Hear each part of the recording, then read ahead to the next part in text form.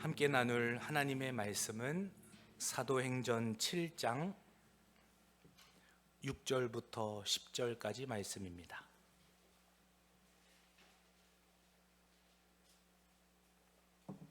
사도행전 7장 6절부터 10절까지 말씀입니다. 다 찾으셨으면 우리 한 목소리로 함께 합독합니다. 하나님이 또 이같이 말씀하시되 그 후손들이 다른 땅에서 나그네가 되리니 그 땅 사람들이 종으로 삼아 400년 동안을 괴롭게 하리라 하시고, 또 이르시되 종 삼는 나라를 내가 심판하리니 그 후에 그들이 나와서 이곳에서 나를 섬기리라 하시고, 할례의 언약을 아브라함에게 주셨더니 그가 이삭을 낳아 8해 만에 할례를 행하고, 이삭이 야곱을, 야곱이 우리 12조상을 낳으니라. 여러 조상이 요셉을 시기하여 애굽에 팔았더니 하나님이 그와 함께 계셔 그 모든 환난에서 건져내사 애굽 왕 바로 앞에서 은총과 지혜를 주심에 바로가 그를 애굽과 자기 온 집의 통치자로 세웠느니라. 아멘. 하나님의 약속과 순종이라는 제목으로 말씀을 전하고자 합니다. 하나님께서는 하나님의 백성들에게 약속을 주셨어요. 그리고 그 약속을 주신 자들은 하나님께 순종할 것을 요구하십니다. 보통 우리는 하나님을 생각할 때에 위로해 주시는 하나님, 도와주시는 하나님을 먼저 떠올리게 됩니다. 뭔가 자비가 많으시고 사랑과 은혜가 많으신 하나님을 대부분 먼저 떠올린다라는 거죠. 그러나 성경에서는 하나님이 위로만 주시는 분이 아니라 우리에게 순종을 요구하시는 하나님이라는 것을 성경 곳곳에서 동일하게 말씀하고 있습니다. 약속이 있다면 반드시 그 약속에 상응하는 하나님의 자녀로 살아갈 것을 요구하시기 때문이다라는 겁니다. 순종을 생각할 때에 참으로 쉽지 않습니다.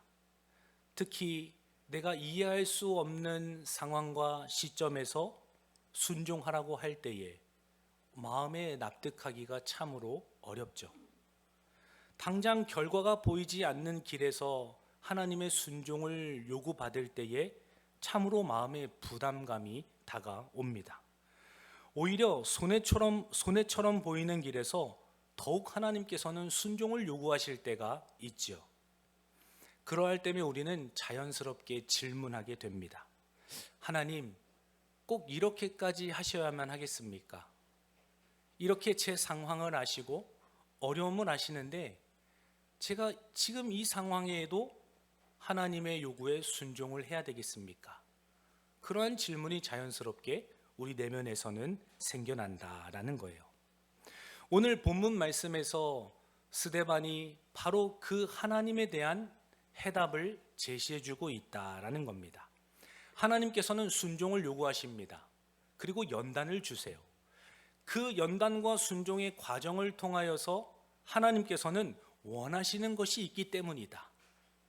이스라엘 백성을 아브라함으로부터 시작하여서 지금 오늘에 이르기까지 여러분들이요, 하나님의 연단과 순종은 다 그분의 이유가 있는 것입니다. 이러한 흐름 속에서 스데반 집사님이 설교를 하고 있는 본문이다라는 거예요. 바로 그 상황 속에서 하나님은 약속의 언약의 자손들에게 하나님을 더 신뢰한 방법들을, 더 신뢰하는 사람들로 빚어 가십니다. 하나님을 순종을 통해서 더 의지하고 더 순종하게 하실 뿐만 아니라 하나님을 예배하는 자로 세우기 위하여서 우리에게 순종을 요구하시고 연단의 시간들을 주시는 것이다 라고 설명한다는 거죠.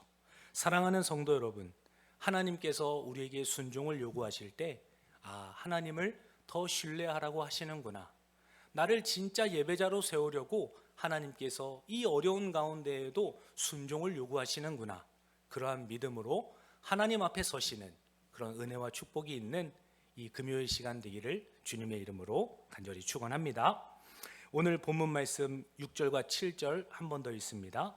하나님이 또 이같이 말씀하시되 그 후손이 다른 땅에서 나그네가 되리니 그 땅 사람들이 종으로 삼아 400년 동안을 괴롭게 하리라 하시고 또 이르시되 종 삼는 나라를 내가 심판하리니 그 후에 그들이 나와서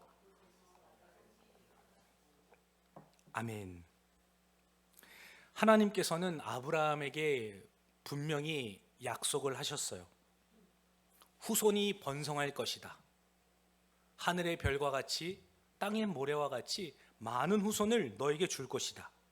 약속을 분명히 하셨습니다. 그런데 아브라함의 삶은 결코 녹록지가 않죠.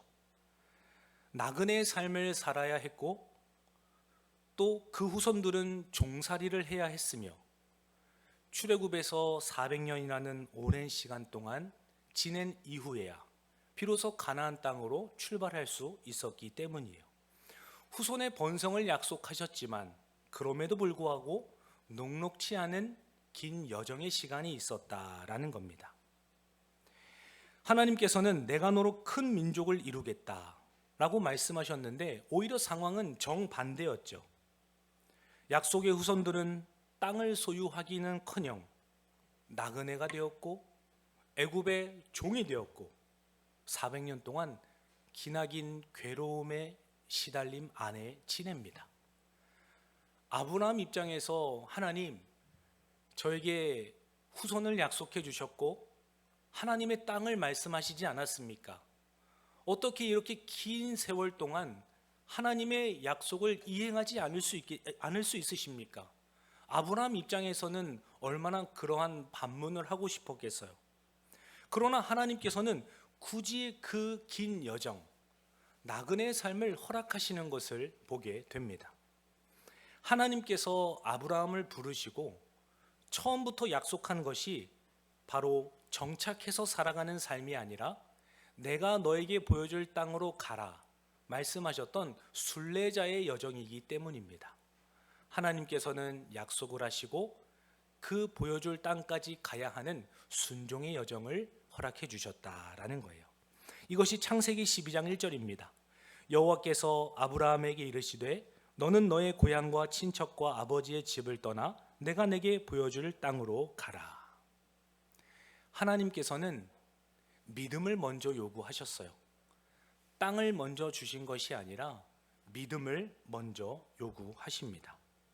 하나님께서는 눈에 보이는 안정을 먼저 주시는 것이 아니라 보이지 않는 하나님을 신뢰하는 법을 먼저 가르쳐 주시기 위함이다라는 겁니다. 하나님께서도 이스라엘 백성에게 순종을 요구하시고 연단을 주셨던 이유가 하나님을 더 신뢰할 수 있도록 이끌기 위함이었다라는 거예요. 오늘 우리도 신앙생활을 하다 보면 원하는 바가 있고 마음의 기도의 제목들과 소원들이 있습니다. 마치 아브라함이 바라고 원했던 땅처럼 하나님께서 가시적으로 우리 가운데 보여주시는 은혜와 복을 누리기를 원하죠. 그러나 하나님께서는 이 은혜와 복을 주시고자 하여도 먼저 하나님과의 관계를 바르게 설정하기를 원하시고 그 가운데서 먼저 하나님을 신뢰하는 것을 보다 더 중요하게 생각하신다라는 것을 우리가 기억해야 한다라는 것입니다. 하나님은 먼저 나를 신뢰하는지 안 신뢰하는지 그것을 더 중요하게 생각하기 때문이에요. 히브리서 11장 10절 말씀에서도 이는 그가 하나님이 계획하시고 지으실 터가 있는 성을 바랐습니다. 아직 보여지지도 않았고 들어보지도 못했던 하나님이 계획한 성, 주님께서 치밀하게 세우실 그 성을 믿음으로 먼저 바라보았던 아브라함에 대해서 소개해 주지 않습니까? 그러므로 아브라함이 믿음의 조상이 되었다는 하나님의 엄청난 은혜와 복을 우리는 알고 있어요. 하나님이 원하시는 것은 우리가 땅에 거하는 것이 아니라 그 땅에 가기까지 하나님을 철저하게 신뢰하는 방법을 먼저 익히고 배우기를 원하시는 것이다 라는 겁니다. 사랑하는 성도 여러분, 아브라함은 하나님께서 친히 설계하시고 세우실 나라를 고대하였던 사람입니다. 보이지 않지만 하나님을 신뢰했던 사람이었고 의지했던 사람이었습니다. 하나님은 그런 믿음을 필요로 하시고 원하시기 때문에 순종을 요구하시고 긴 여정 가운데 400년이라는 오랜 세월 동안 종살이를 해야 하는 그 환난과 시험을 허락하신 것이다라는 거예요. 나그네의 삶은 저주가 아닙니다. 오히려 하나님을 신뢰하고 의지하는 은혜를 배우는 믿음의 과정이다라는 거예요. 사랑하는 성도 여러분, 혹시라도 우리의 마음 가운데 기도의 제목들과 소원들이 이루어지지 않아서 낙심하고 또 기다리다가 지친 성도들이 계십니까? 오히려 그 연단의 과정과 순종의 시간들이 하나님을 더 신뢰하게 만드시는 하나님의 시간임을 기억하시면서 그 가운데에도 여전히 하나님은 일하고 계시다, 그러한 믿음과 확신으로 끝까지 주님의 약속을 붙드시기를 주님의 이름으로 간절히 축원합니다. 모세도 하나님께서 부르셨죠. 그리고 광야에서 오랜 세월을 훈련을 하시지 않았습니까? 하나님께서 그 긴 여정 가운데 모세를 준비시키셨던 이유가 바로 하나님의 백성들을 예배자로 세우기 위해, 하나님의 백성들로 세우기 위함이었다라는 것을 우리는 성경을 통해 알고 있습니다. 400년의 종살이 이후에 모세를 통하여서 하나님께서는 애굽에서 나오게 하시죠. 하나님께서는 이미 그 끝을 알고 계셨던 분이에요. 우리 눈에는 너무나도 가혹한 시간처럼 보입니다. 그러나 하나님께서는 이미 그 끝을 아시는 알파와 오메가이신 분이셨다라는 거예요. 창세기 15장 14절 말씀을 함께 찾아보겠습니다. 창세기 15장 14절입니다. 창세기 15장 14절.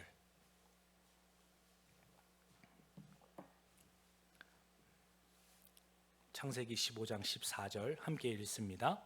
그들이 섬기는 나라를 내가 징벌할지며 그 후에 내 자손이 큰 재물을 이끌고 나오리라. 아멘. 이미 아브라함에게 하나님께서는 약속을 하셨어요. 이방에서 객이 되어 400년 동안 그들을 섬기겠고 내가 그 나라를 징벌할지며 그 후에 내 자손이 큰 재물을 이끌고 나오리라.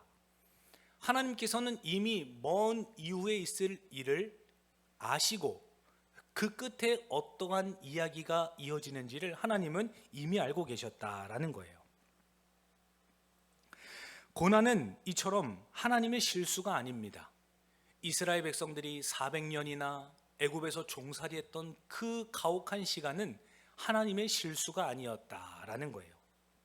오히려 하나님의 치밀한 설계와 계획 가운데 이루어진 하나님의 연단의 시간이었다라는 겁니다. 하나님께서는 모세를 부르실 때에 떨기나무 가운데 나타나셨죠. 불꽃으로 나타나셨죠. 그때 하나님께서는 이 호렙산에서 너희가 나를 섬기리라. 내가 너희를 택하여 부르고 인내와 순종을 통하여서 지금까지 이끄는 이유는 결국에는 나 여호와를 섬기기 위함이다. 분명하게 하나님께서는 이스라엘 백성을 택하시고 연단하시고 순종을 요구하시는 이유를 가르쳐 주세요. 하나님을 섬기게 하기 위함이다. 하나님을 예배하기 위함이다 라고 말이죠. 하나님께서 애굽에서부터 자유를 주신 이유는 하나님을 예배하는 존재로 세우기 위함입니다. 365일 동안 계속 가혹하게 노동을 하고 안식 없이 그렇게 하나님의 백성들이 처절하게 삶을 살아가는 것이 아니라 자유인의 신분으로 하나님을 섬기는 나의 백성들이 되게 하시고자 하나님께서는 그 자유의 목적과 사명을 주셨다라는 거예요. 하나님은 자유인으로 만드는 그 이유와 목적을 바로 나를 섬기기 위함이었다라고 말씀하세요. 오늘 말씀을 대하시는 성도 여러분, 우리가 순종을 배워야 하는 이유, 그리고 하나님께서 우리를 그 연단 끝에 은혜를 베풀으셨을 때 원하시는 우리의 모습, 바로 그것은 하나님을 신뢰하는 자가 그분을 예배하는 모습을 보기를 원하시기 때문이다라는 겁니다. 우리의 삶 가운데 크고 작은 일들을 만나죠. 결국에 하나님을 신뢰하는 방향으로 우리의 신앙이 자라나고 있지 않다면, 그리고 그 끝에 가서 여호와 하나님을 예배하는 방식으로 우리의 아름다운 믿음의 고백이 결정되지 않는다면, 하나님께서 이스라엘 백성들을 택하시고 부르신 목적과 우리를 택하시고 부르신 목적과 다를 수가 있다라는 거예요. 부디 나의 뜻과 열심으로 하나님의 뜻에 서는 것이 아니라 그분의 말씀 앞에서 순종함으로 그분의 아름다우심을 예배하시는 예배자로 세워지기를 주님의 이름으로 간절히 축원합니다. 그것이 바로 하나님께서 긴 여정을 우리 가운데 허락하시고 순종을 요구하시는 하나님의 이유이기 때문입니다. 하나님께서는 언약 백성들에게 순종할 것을 요구하시죠. 그리고 그 징표를 주셔서 나의 백성이다, 나의 것이다, 하나님께서는 오히려 그들의 믿음 가운데 확신을 심어주세요. 스데반 집사님도 이어서 할례의 표징을 아브라함에게 주셨다라고 이야기하지 않습니까? 우리 오늘 본문 말씀 8절과 9절 말씀 이어서 함께 읽습니다. 할례의 언약을 아브라함에게 주셨더니 그가 이삭을 낳아 여드레 만에 할례를 행하고 이삭이 야곱을, 야곱이 우리 12조상을 낳으리나 여러 조상의 요셉을 시기하여 애굽에 팔았더니 하나님이 그와 함께 계셔. 아멘. 하나님이 택하여 부르신 자들, 그리고 믿음의 연단과 순종을 통해 하나님을 섬기는 자들은 은혜의 표징, 하나님께서 허락하신 증거들이 있음을 가르쳐 주십니다. 그것이 바로 구약에서는 할례였고 신약에 와서는 세례의 표다. 우리가 그것을 연결지어서 믿음으로 고백하지 않습니까? 할례나 이 세례는 구원의 조건이 아닙니다. 하나님의 언약 백성이라는 것을 드러내는 도구인 것이죠. 하나님께서 은혜를 베푸신 이후에 우리를 불안에 떠는 존재로 방치하시는 것이 아니라 하나님의 약속을 끝까지 붙들 수 있도록 우리의 연약함을 강하게 하시고 우리 연약함을 도와주시는 하나님의 은혜의 선물인 세례, 그 할례를 하나님의 백성들에게 허락해 주셨다라는 거예요.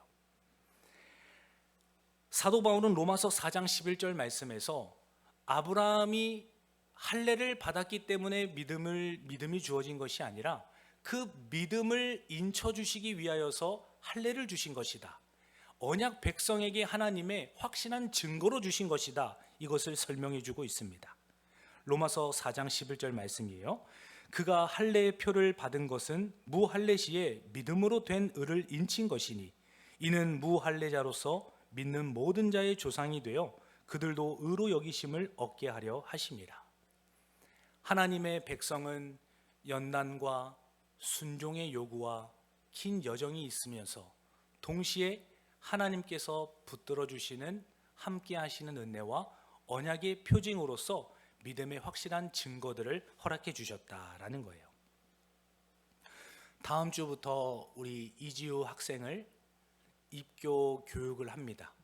그렇게 5주에 걸쳐서 교육을 한 다음에 당회에서 문답을 진행할 거예요. 그때 정말 믿음의 백성으로서, 하나님의 언약 백성으로서 믿음을 가지고 있는지, 하나님의 살아계심을 신뢰하고 그분에게 가까이 가려고 하는 믿음의 결단이 있는지, 이러한 상황들을 우리가 세례를 통하여서, 입교를 통하여서 확증하고 또 증거로 삼을 수 있는 그 은혜의 방편들을 하나님께서 허락해 주셨다라는 거죠. 이 할례나 세례는 구원의 조건이 아닙니다. 세례를 받아야지만, 입교를 해야지만 우리가 구원을 받는 백성이 아니죠. 오히려 구원을 받았기 때문에 그 증거로서 표와 인으로 사용하시는 하나님의 은혜와 축복이다라는 거예요. 말로만 약속을 하고 공수표를 날린다면 얼마나 불안하겠어요. 종이 한 장이지만 동거를 하는 사람들과 사실혼 관계인 사람들과 혼인신고를 한 사람의 관계는 다릅니다. 말 한마디에 어긋나는 것이 사실혼 관계라면 법적으로 효력을 가지고 있고 그것이 믿음의 증거가 되어서 서로 함께 더 사랑할 수 있도록 만들어주는 장치가 된다라는 거죠. 하나님께서도 그 세례와 할례라는 표식을 통하여서 우리가 언약 백성이라는 사실을 더 견고하게 마음에 지킬 것을 오히려 은혜의 방편으로서 허락해 주셨다라는 거예요. 그러나 오늘 본문 말씀에 이어서 요셉을 거론하면서 스데반 집사님은 언약 백성인 요셉에게도 엄청 가혹한 연단의 시간이 있었음을 설명합니다. 하나님의 언약 백성인 아브라함과 이삭과 야곱의 자손인 요셉 또한 하나님께서 그 삶을 통하여서 그의 성품을 다듬어 가시고 그의 인격을 만들어 가시는 시간이 있었음을 가르쳐 주신다라는 거예요. 요셉은 그의 삶을 통하여서 하나님께 순종할 것을 배우고 하나님을 더 신뢰하는 자로 세워졌다는 사실을 깨닫게 하십니다. 요셉의 인생을 보십시오. 하나님의 약속은 있었지만 현실은 너무나 가혹했습니다. 형들의 시기를 받았죠. 또 배신을 당하기도 합니다. 더 나아가서는 애굽에 팔려서 노예 생활을 하고 억울한 감옥에 갇히기까지 하는, 말로 설명할 수 없는 이 엄청난 고난을 겪은 사람이 요셉이라는 것을 우리는 알고 있어요. 도저히 하나님의 언약 백성이라고 말하기 부끄러울 정도입니다. 어디 가서 요셉이 본인의 삶과 처지를 들여다보면서 나는 하나님의 백성입니다, 이렇게 자랑스럽게 얘기할 수가 있었겠어요? 너무나 가혹한 현실 속에서 언약 백성이지만 그런 현실이 요셉에게 주어졌다는 사실을 깨닫게 하신다라는 겁니다. 하나님께서는 형들의 죄를 통하여서 요셉이 애굽에 팔려가게 하시고 또 그 애굽에서 하나님의 이스라엘 백성들이 400년 동안 장정만 60만 명이나 되는 엄청난 인구로 급성장하도록 안정적인 상황과 환경을 또한 이루어 가셨다는 것을 우리는 알고 있어요. 먼 훗날 요셉이 이렇게 고백하지 않습니까? 창세기 45장 5절입니다.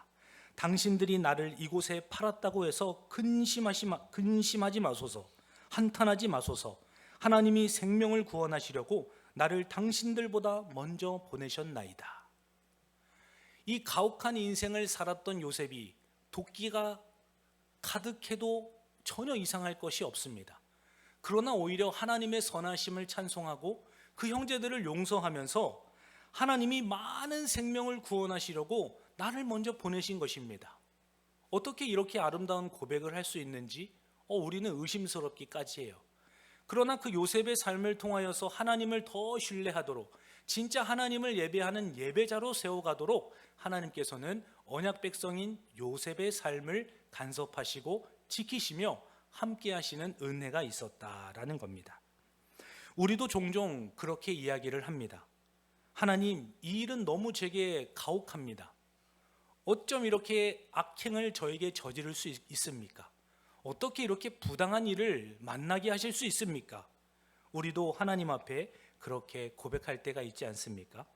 그러나 사랑하는 성도 여러분, 우리가 기억할 것은 그 가운데에서도 하나님께서는 그 악보다 더 큰 주권으로 역사하고 계시다는 사실입니다. 그 결과 요셉이 하나님을 바라보면서 그분의 성품과 그분의 일하심을 찬송하였던 것처럼 우리의 연약하고 고난이 많고 또 순종의 요구가 너무나도 크게 다가오는 우리의 삶을 통하여서도 하나님께서는 그보다 더 크신 하나님을 경험하게 하신다라는 거예요.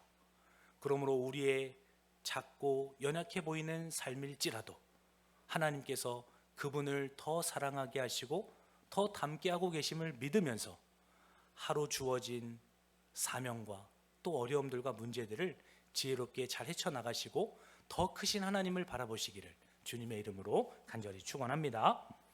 지금 우리에게 가장 크게 여겨지는 문제들과 시험들이 무엇입니까? 그 가운데에서 믿음을 키워가는 기회로 삼으십시오. 오히려 연약함이 다가올 때, 문제들이 드러날 때, 하나님께서 나를 더 믿음의 깊은 곳으로 이끌기를 원하시는구나.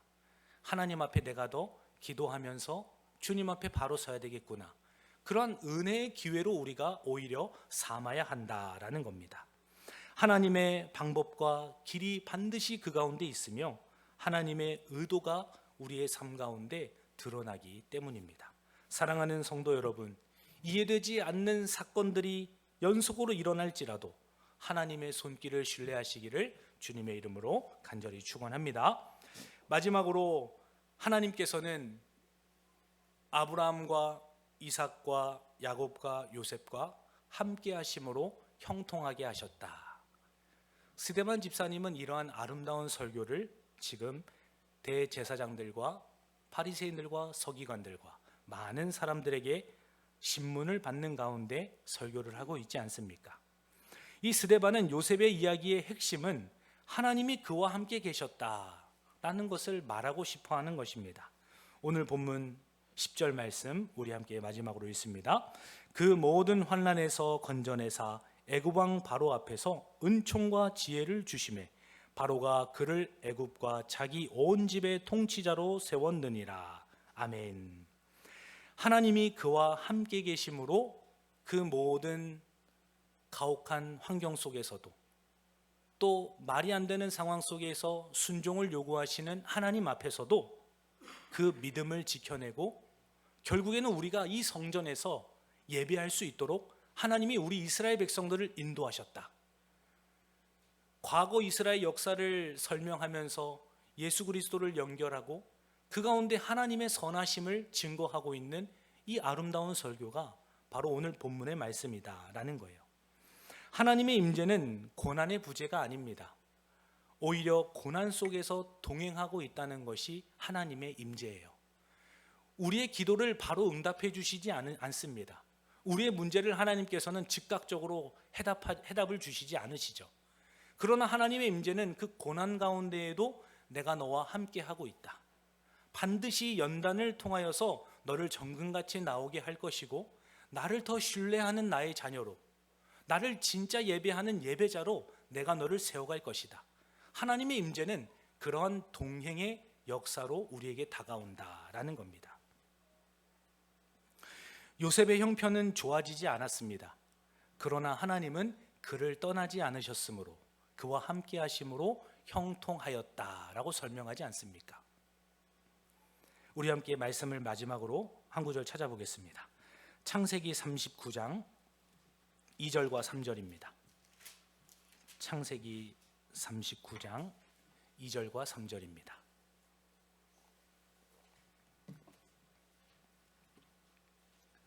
창세기 39장 2절 3절 함께 읽습니다.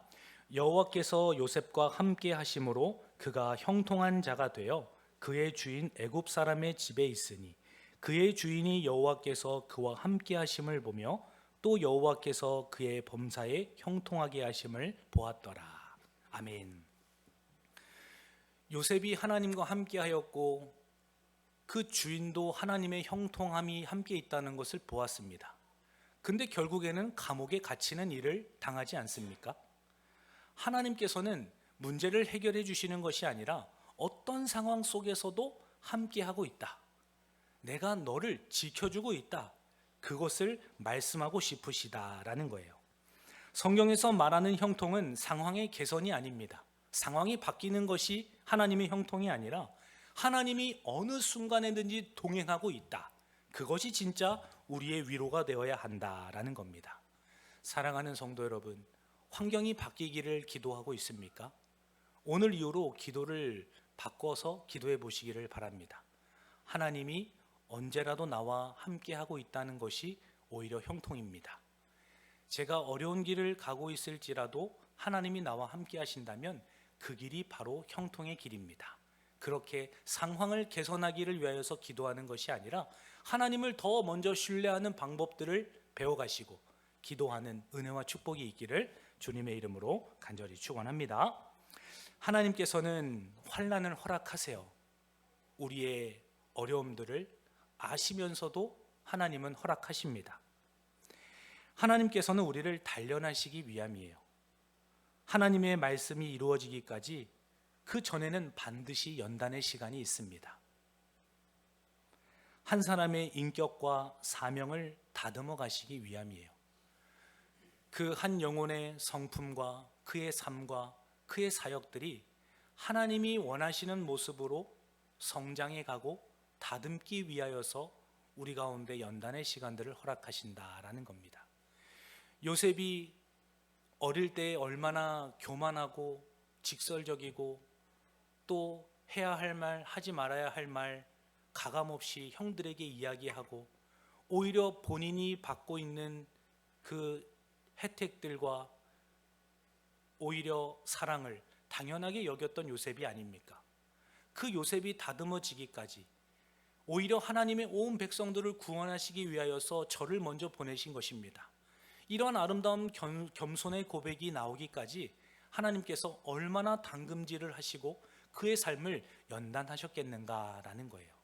사랑하는 성도 여러분, 어려움이 다가오더라도 내가 원하는 방향으로 나의 삶이 흘러가지 않더라도 우리의 가정과 교회와 직장과 사업장과 모든 하나님이 허락하신 순간들이 내가 원하는 방향으로 흘러가지 않을지라도 끝까지 나를 다듬어 가시는 하나님을 신뢰하시고 주님 앞에 예배자로 바로 서시기를 주님의 이름으로 간절히 축원합니다.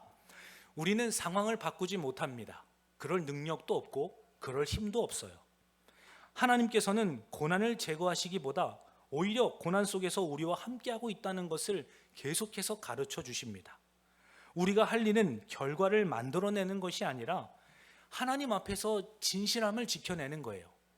우리가 할 수 있는 건 하나님 앞에 바로 서 있는 태도, 그 마음의 중심을 우리가 지켜내야 하는 것이지 삶을 변화시키려고 한다거나 개선하려고 할 때 오히려 하나님의 길과는 멀어질 수 있다라는 겁니다.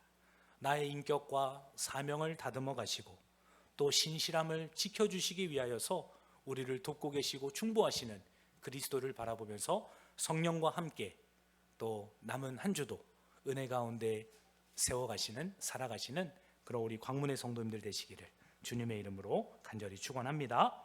하나님 아버지 감사합니다. 우리의 삶에 이해할 수 없는 많은 길과 설명되지 않는 고난들이 있습니다. 그러나 우리가 낙심하지 않을 것은 상황보다도 더 크신 여호와 하나님을 신뢰하기 때문입니다. 요셉과 함께 하셨던 하나님, 그리고 예수 그리스도를 죽음에서부터 살리시고 일으키신 그 하나님, 그분이 바로 우리와 함께 계심을 신뢰하는 우리가 되게 하시고 돌아오는 주일까지 믿음 안에서 성품과 우리의 삶과 모든 시간들을 단련받고 연단받으며 훈련받는 우리 모든 성도들의 삶이 되게 하여 주옵소서. 우리를 끝까지 지켜주실 줄 믿고 감사드리며 살아계신 예수님의 이름으로 기도하옵나이다. 아멘.